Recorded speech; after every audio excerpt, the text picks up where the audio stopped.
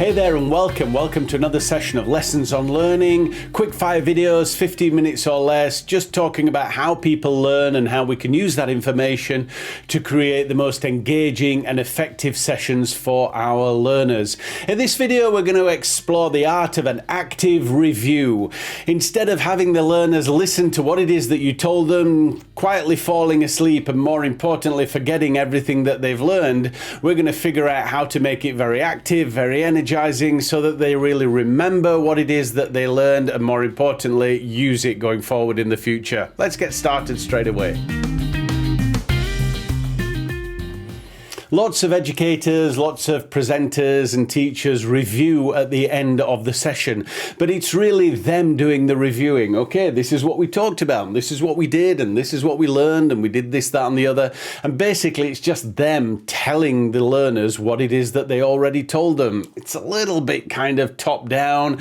It's a bit passive, and quite frankly, I think the learners are already packing their bags and ready to go. Instead, if you can turn it into some kind of active reviewing session, which does exactly what it says on the tin. It's a way of creating activity within the lesson, getting discussions, questions, answers, thought provocation, so that people can actively get involved in remembering and reviewing their own information. And most importantly, kind of figuring out what that means, what effect it's had on them, and what they're going to do with it in the future. Now, there are lots of active reviewing techniques and methods out there. This is one that I've used a lot. It's not exclusively mine. I got this from another amazing reviewing specialist, a guy called Roger Greenaway. I've kind of adapted it and turned it into something that's my own, but it is based on what he does, so I can't really take credit for it, and I am going to give credit where it's due to Roger Greenaway. Go and search him out. I think he's a fantastic guy, and he has some really interesting ideas and techniques on reviewing. But enough of that. Let's get fast forward onto this and figure out what we're going to do. So this is what I call read to review. Read to review. And read is an acronym. You know, it's a great way of getting people to remember. It's good if we go through the reviewing process in the order of these letters, but we don't have to. At the end of the video, I'm going to share with you how you can turn this into a reviewing game, into an activity that you could use at the end of a meeting or even at the beginning of a meeting for a team building activity, or more especially at the end of a class or a training session. But to begin with, the first letter, read to review, the first letter R stands for report. And that's what we're going to do. We're going to get our learners to report. And this is just about the facts. So we're getting them to reiterate and remember what happened. So what was the first thing that happened? And then what happened after that? And then what? And what followed then? Did anything happen before then? So we're getting them to stick to the facts. And if they go off target and they start to veer off and get involved in other stuff, we can just gently bring them back and say, okay, for now, let's just have a report. Imagine we were doing a newspaper report, or we were writing a newspaper article, or we were putting together a report for our boss or something like that. We had to go through exactly what happened. So it sounds a little bit cold, but that's what it's meant to be. It's about jogging memory. It's about getting people to remember things, and if it matters, putting them into some kind of chronological order. So the first letter R is all about report. Now we can get into something else, because the next letter is E is about emotions.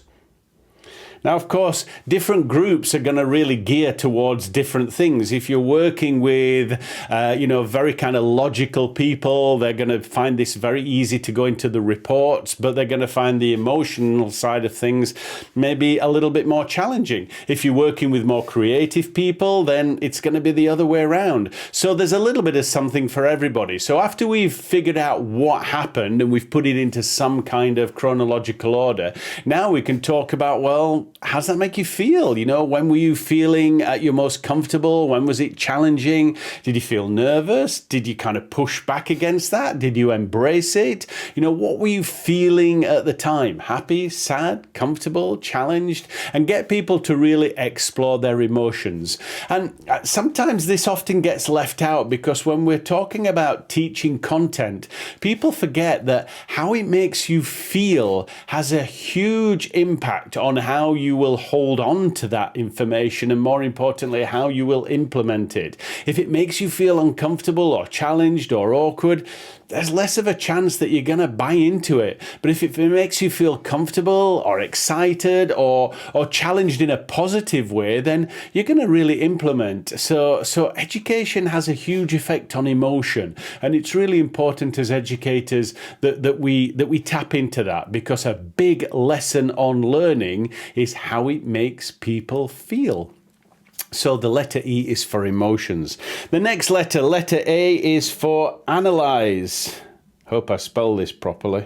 I think that's about right. So this is about analyzing what happened. So report the facts, and then we're talking about how that made you feel, the emotions behind it, and then we can analyze it. Okay, so what does that mean? What's the significance of that? What effect is that going to have going forward? So what does that mean for your organization? What does it mean for you and your customers? What does it mean for you and what you do in the workplace? So we're getting people to really analyze it. So we're getting them to, the first two are figuring out what happened and what emotions they went through. The next one is figuring out, well, so what? So what? What does that mean? So we're getting to analyze what it is that they've discovered, analyze their findings. Is this making sense so far? The last one, and last but not least, is more going into the future. It's future tense, and it's developing. So develop everything that they've discovered. Okay, so what are you going to do with that tomorrow? What's your next step? What's your plan now? Has that changed your goal? Has it moved you closer to your goal? Has your goal shifted in any way, shape, or form? How are you going to develop this going forward? So the first step is to report what happened, and then talk about the emotions of that. How does that make you feel? And then we analyze, what does that mean? What impact, what effect is that going to have? And last but not least, we develop all that going forward into the future. What does that mean for tomorrow? So as I mentioned before, this is kind of based on another model that Roger Greenaway talked about. So again, credit where it's due. And I think he summarizes it really effectively by talking about the fact that this is all about facts. This is all about feelings. This is all about findings. And this is all about futures. Facts, feelings, findings, and futures. That's a great way to look at it. And then there is another aspect to this. I said at the beginning of the video that I would share with you how to create a game out of this, or an activity that could be a great team building exercise. It could be a great way to summarize and review a meeting or a training session. You could even use it as a one-to-one. And it looks a little bit like this. It involves getting a deck of playing cards together. So get some playing cards together. And we're thinking to ourselves, right, what we're going to do is we're going to match the suites of these playing cards to each of these four things. So what is it that matches up with reports, with cold, hard facts? Well, we like to think maybe it's the diamonds, the diamond suite. Diamonds are cold, hard, clear. Sometimes they have different faces, just like facts do as well. So the diamonds represent the facts. The emotions, well, that's pretty easy, isn't it? The hearts, the suite of hearts represents the emotions. The heart is the emotion. So that's pretty straightforward.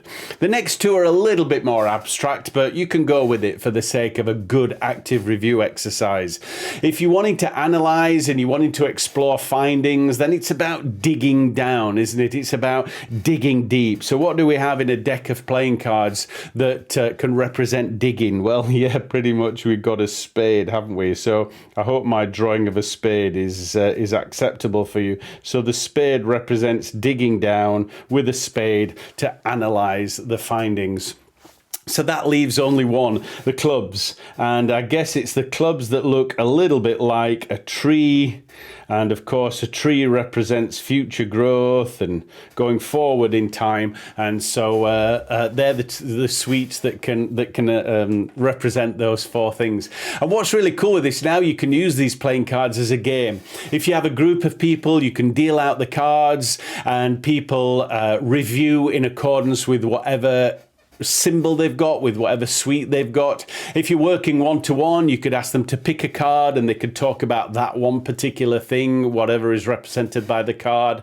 You could get all the diamonds together and all the spades together, or something that I often do when I'm working with larger groups is I get everybody to move around so that they create a collection of 4, a suite of 4, a flush, if you like.